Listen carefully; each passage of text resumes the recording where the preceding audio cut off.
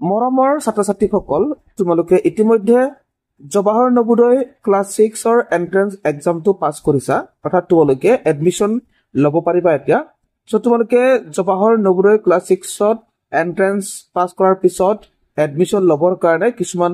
দৰকাৰী ডকুমেন্ট জমা দিব লাগিব কি ডকুমেন্ট জমা দিব লাগিব আসলতে মই এই ভিডিঅ'ত তোমালোকক সবিশেষ জনাব বিচাৰিছো সো তোমালোকে ভিডিঅ'ৰ শেষলৈকে মনোযোগেৰে চাবা ভালদৰে তোমালোকে জানিব পাৰিবা ঠিক আছে সো এতিয়া আৰম্ভ কৰো ইয়াতে কি লিখা আছে তোমালোকে মন কৰা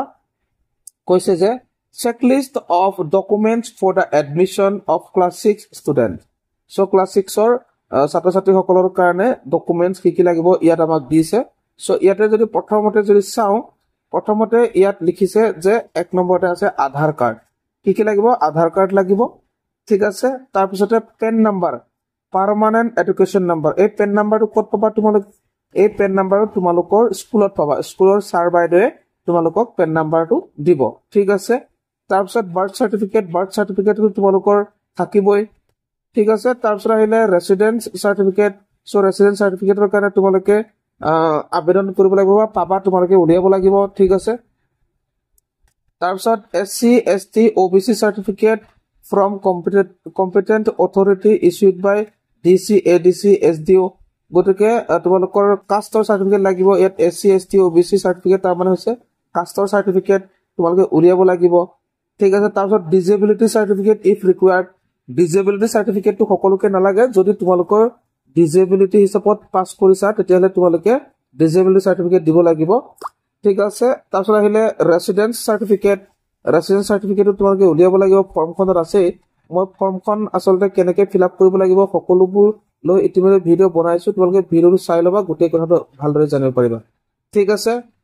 নেক্সট আহিলে marksheet of class 3 4 and 5 so তোমালোকৰ স্কুলৰ পৰা এটো পাবা এই যে ক্লাছ 3 4 আৰু 5 ত মাৰ্কশিট তোমালোকে আছে চাগে তোমালোকৰ হাতত গতিকে তোমালোকে এটো জমা দিব লাগিব যদি নাই তেতিয়াহলে স্কুলৰ পৰা তোমালোকে উলিয়াব লাগিব তাৰ পিছত পাৰ্সোনেল ইনফৰমেশন ফৰ্ম এখনো লাগিব তোমালোকক ফৰ্মেটখনত আছে তাৰ পিছত আহিলে headmaster certificate as per format attach অৰ্থাৎ তোমালোকৰ এডমিশনৰ কাৰণে যিখন ফৰ্ম দিছে সেই ফৰ্মখনত এই কথাবোৰ আছে এইটো চাইৰে তোমালোকে বুজি পাৰিবা তাৰ পিছতে আন্ডাৰটেকিং বাই পেৰেন্টস গাৰ্ডিয়ান হেতু এডমিশন ফৰ্মত আছে তাৰ পিছতে আন্ডাৰটেকিং ফৰ মাইগ্ৰেশন পেৰেন্টস এইটো এডমিশন ফৰ্মত আছে তাৰ পিছতে medical fitness certificate medical officer গতিকে এইটো তোমালোকে মেডিকেল বি উলিয়াব লাগিব সেই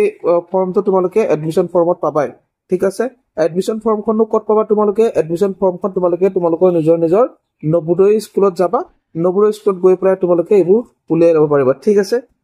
সো এডমিশন ফৰ্মত এই গোটেই কথাবোৰ আছে গোটেই ফৰ্মবিলাক পাই যাবা তোমালোকে তাৰ পিছত আহিলে medical attendance certificate by parents এইটো পাবা ফৰ্মতে তাৰ পিছত আকৌ rural certificate if select in rural category যদি ৰুৰাল ক্যাটেগৰী যদি পাস কৰিছা তেতিয়াহলে ৰুৰাল সাৰ্টিফিকেট উলিয়াব লাগিব তোমালোকে নবোদয় চেণ্টাৰত গৈ পেলাই কথাবোৰ সুধিলেও তোমালোকে জানিব পাৰিবা তাৰ পিছত আহিলে ইনকাম সাৰ্টিফিকেট তোমালোকে উলিয়াব লাগিব ঠিক আছে নেক্সট আহিলে ration card BPL certificate from competent authority যদি বিপিএল সাৰ্টিফিকেট আছে তেতিয়া বিপিএল লো উলিয়াব লাগিব নহলে কি উলিয়াব লাগিব ৰেশন কাৰ্ড উলিয়াব লাগিব তাৰ পিছতে একেবাৰে 18 নম্বৰত আছে কি সোশিও ইকোনমিক ডাটা বাই পেৰেন্টস এটো এডমিশন ফৰ্মত পাবাই ঠিক আছে তাৰ পিছত আহিব 4 copies of recent passport size photograph of the candidate গতিকে 4 কপি তোমাৰ নিজৰ ফটো লাগিব ঠিক আছে এই কেটা ডকুমেন্টস হয় আৰু লগতে তোমালোকৰ মা দেউতাৰ ফটো লাগিব এটো ইয়াৰ উল্লেখ নাই যদি মই কৈ দিছো তোমালোকক গতিকে তোমালোকে হেইটো ৰেডি কৰি ৰাখিবা গতিকে ছাত্ৰ-ছাত্ৰীসকল এনেকুৱা নবোদয়ৰ লগত জড়িত যিকোনো ইনফৰমেশন পাই থাকিবৰ কাৰণে চেনেলটোৰ লগত জড়িত হৈ থাকিবা অৰ্থাৎ সাবস্ক্ৰাইব কৰি ৰাখিবা গতিকে মই এই ভিডিঅ'ত এই ইম্পৰ্টেন্ট কথাকেইটা জনালো আশা কৰিছো তোমালোকে ভাল পাইছা বুলি গতিকে আমি আজি ইমানতে সামৰিলো